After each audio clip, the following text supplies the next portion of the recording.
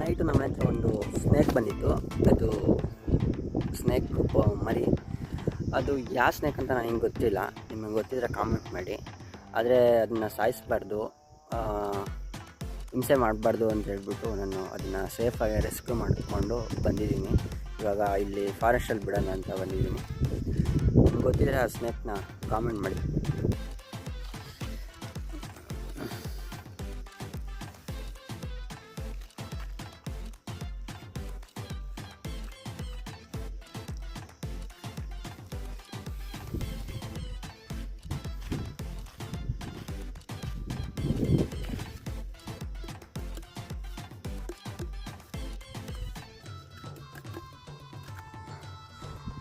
Full sharp ಆಗಿದೆ friends, ಇದು full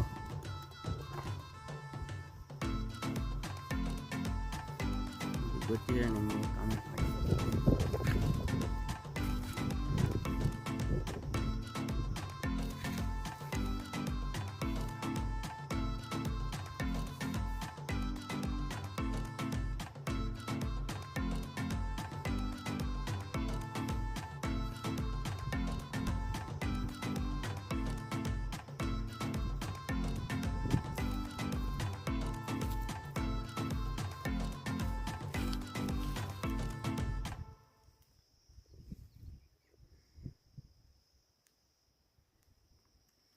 ಇನ್ನು ಸಣ್ಣ ಪಾಪು ಅದು. ನಿಮ್ಗೇನಾದರೂ ಗೊತ್ತಿದ್ರೆ ಅದನ್ನು ಕಾಮೆಂಟ್ ಮಾಡಿ.